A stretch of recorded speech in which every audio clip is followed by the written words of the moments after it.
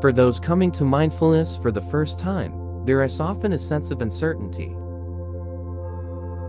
For tangible results, calm, productivity, resilience, we want tangible tools. Something as simple as being aware of our breathing for 3 or 4 minutes.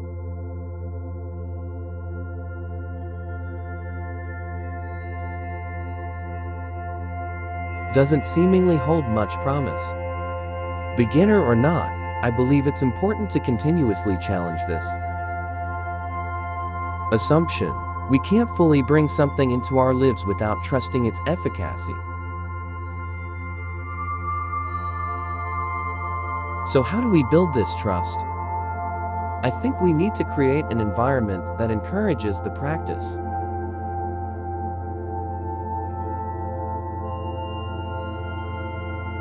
Even if it's only for a short time, even if we're initially only going on faith, this will allow us to see the benefits. Doing so can be difficult.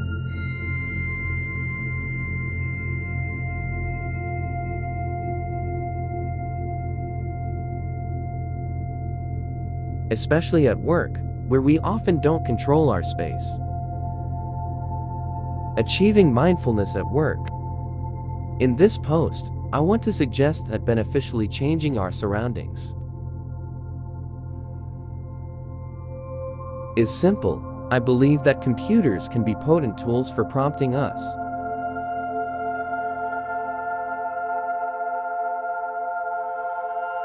towards awareness. After all, most of our day is usually spent sitting in front of a computer.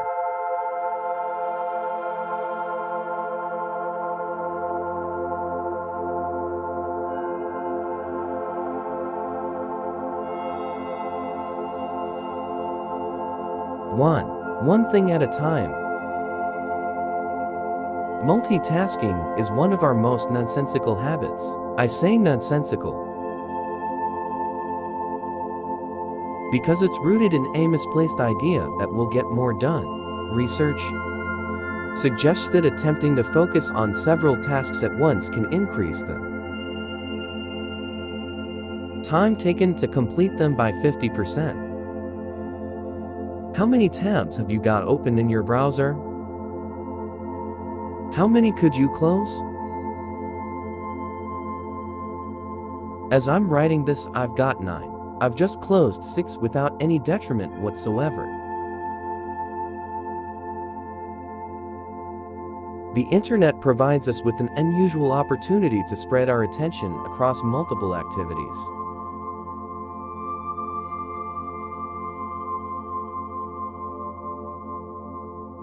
We'll be reading an article or two whilst checking our emails, whilst listening to music, whilst chatting on Facebook, whilst searching for something on Google, whilst filling in a spreadsheet. It's endless. Our productivity, and by extension our happiness, is dependent on our being able to focus on one thing.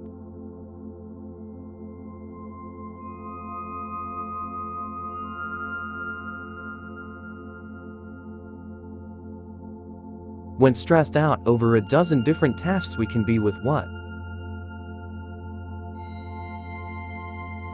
we're doing, which leads me on to point 2.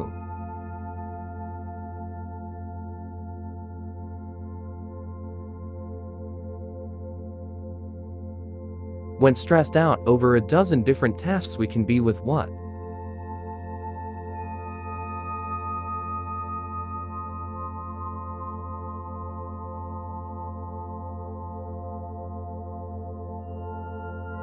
we're doing, which leads me on to point 2.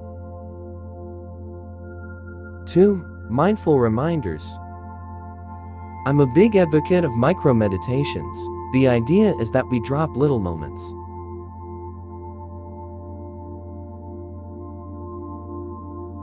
of mindfulness into our day. You might simply come back and immediately return to your work, or you might use the prompt to do a little mindfulness-based exercise for a minute or 2.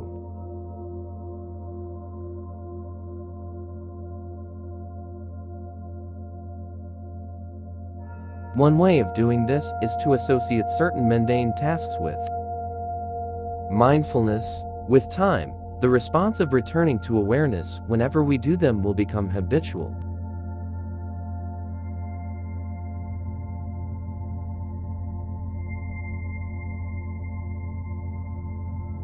As far as your computer is concerned, this is where things get fun. There are so many potential triggers.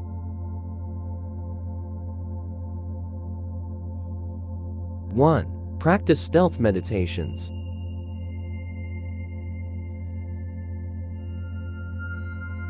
A central piece of advice is to foster small but frequent moments of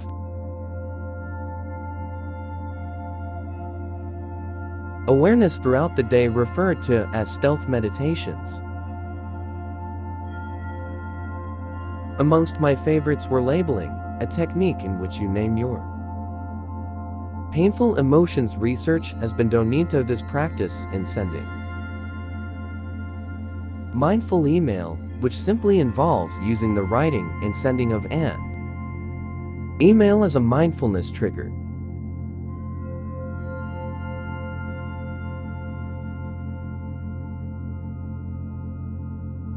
Offering loving kindness to people with whom you're struggling is another great suggestion. Sharon also gives a nod to coherent breathing. 2. Cultivate meaning. A common attitude nowadays is that meaning is only possible when we love what we do. Citing a 1997 study, Sharon outlines 3 different ways that people tend to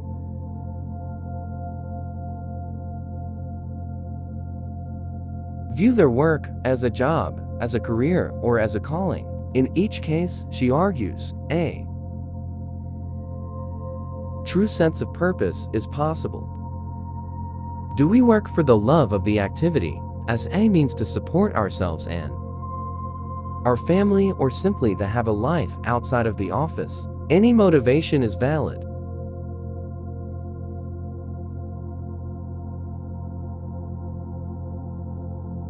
When we view meaning as coming from the relationship we have to our work, rather than something inherent in the work itself, we can return to our sense of why whenever we feel apathetic,